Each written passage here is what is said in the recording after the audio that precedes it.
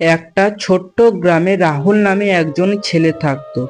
রাহুল সব সময় চিন্তায় থাকতো, কার মনে মনে ভাবতো, কেন আমার জীবনে এত সমস্যা, কেন আমি শান্তি পাই না।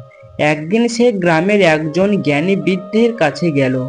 রাহুল বলল, দাদু, আমার জীবনে অনেক সমস্যা, আমি কিভাবে শান্তি পাবো? বৃদ্ধ হাসলেন। তিনি রাহুলকে একটা গ্লাসে জল দিলেন আর এক মুঠো লবণ দিলেন। তিনি বললেন, এই লবণটা গ্লাসে দাও। রাহুল লবণটা জলে দিল। বৃদ্ধ বললেন, এবার এটা খাও। রাহুল এক চুমুক খেলো এবং মুখ মুচকে বলল, আ, জল তো খুব নোনতা। বৃদ্ধ তখন রাহুলকে নিয়ে পাশের বড় একটা পুকুরে গেলেন। তিনি আবার এক মুঠো লবণ পুকুরে ফেলে বললেন, এবার পুকুরের জলটা খাও। রাহুল জলটা খেলো এবং বলল, না দাদু, এটা তো স্বাভাবিক। তখন বৃদ্ধ বললেন, দেখো রাহুল, জীবনের সমস্যা ঠিক এই লবণের মতো, কিন্তু তোমার মন যদি ছোট গ্লাসের মতো হয়, তাহলে সামান্য সমস্যাতেই জীবন নোনতা হয়ে যাবে।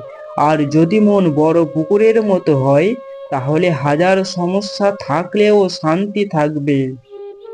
রাহুল অবাক হয়ে বলল, তাহলে আমি কিভাবে বড় মন বানাবো? বৃদ্ধ বললেন, প্রতিদিন নতুন কিছু শেখো, অন্যকে সাহায্য করো, নিজের লক্ষ্যের দিকে ধীরে ধীরে এগিয়ে যাও। ছোট সমস্যাকে বড় করে দেখো না। তিনি আরও বললেন, মনে রেখো, শান্তি বাইরে কোথাও নেই, শান্তি আছে তোমার নিজের মনেই। সেদিন থেকে রাহুল নিজের জীবন বদলাতে শুরু করলো। সে পড়াশোনা করলো, নতুন দক্ষতা শিখলো এবং অন্যদের সাহায্য করতে লাগলো। কয়েক বছর পর সেই চিন্তিত রাহুলই গ্রামের সবচেয়ে সফল ও শান্ত মানুষ হয়ে উঠল।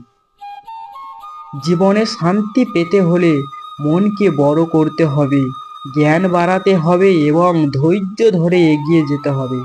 ধন্যবাদ। যদি এই গল্পটা তোমাদের ভালো লাগে, প্লিজ একটা লাইক এবং সাবস্ক্রাইব করে পাশে থাকবেন।